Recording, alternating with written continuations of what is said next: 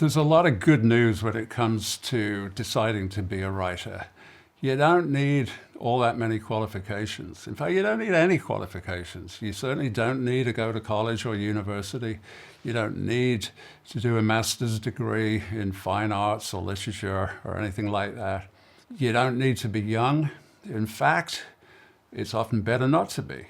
Writing is one of the things that not only can you, but you kind of should do when you're older, when you've seen some life, when the gas tank is full, when you've got something to say, when you've puzzled things out. Start as late as you like. Right now, there's a woman, Delia Owens, who wrote a book called Where the Crawdads Sing. She's been on the bestseller list for about 3 years with that book. Millions of people all over the world have loved it. And she was over 70 when she started. There's absolutely no problem with age. There's no problem with education. I would say, generally speaking, you need two things. First of all, can you tell a story? Like, can you tell a joke? If you're sitting around your family dinner table, can you describe what happened at work? The guy you saw, the woman doing this, he was doing that. Can you tell those stories? The thing you got to guard against is just be yourself. If you can already tell that sort of story, then just tell the story. Too many people think that they've got to somehow transition from their normal life, their normal way of talking, their normal way of thinking.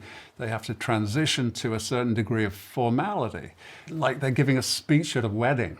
They feel they've got to put on a tie and put on a suit and be somehow uptight and stiff and formal about it. And absolutely not. That is absolutely the wrong way to do it. What you got to do is just be yourself. But there is one piece of bad news, which is that if you are not a reader, you will never be a writer. And that is the fundamental qualification, really the only qualification. Because if you are a reader, then you've already built up a huge database of what works and what doesn't, what's good and what's bad. You may not realize it yet. You may not categorize it in that way. You may not list it in your mind in that way, but you do know what's good and what's bad. All books are your teachers. They are your resource. They are all that you need to know. The books that you've read in your life contain everything that you need for future success. But this dreadful phrase in writing, write what you know, which I think is terrible advice, absolutely the worst advice. Do not write what you know, because there are very few people in the world who know enough to make a story genuinely exciting. You've got to invent a lot of it. It's not just what you know for sure. You've got to invent a lot of it. Write what you know will never be good enough. It'll be boring. I've read books by people that had a particular job and they're really obsessed by this job and they think it's wonderful, and they write a book, the hero does this job, and generally speaking, their close focus, their bubble does not translate to my bubble. And so hearing about the arcane details of somebody's life just isn't doing it for me. So do not write what you know. But what you must do is write what you feel. Analyze your feelings. Take those feelings and blow them up huge. I've often said in interviews that, interviews tend to be quite short and abrupt and you've got to give a soundbite answer. A lot of times you get asked the question, what is your advice for intending writers? And my short form answer to that is ignore my advice. Because for a book to work, it's got to be vivid, alive. It's got to have a beating heart of its own.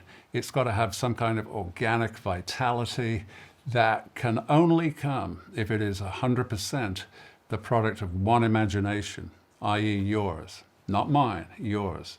So when I say ignore my advice, what I'm trying to encourage you to do is make these decisions for yourself. By all means, listen to me. By all means, listen to other writers. There's lots of people dispensing advice. By all means, listen to that and evaluate it. But do not think that you have to stick with it.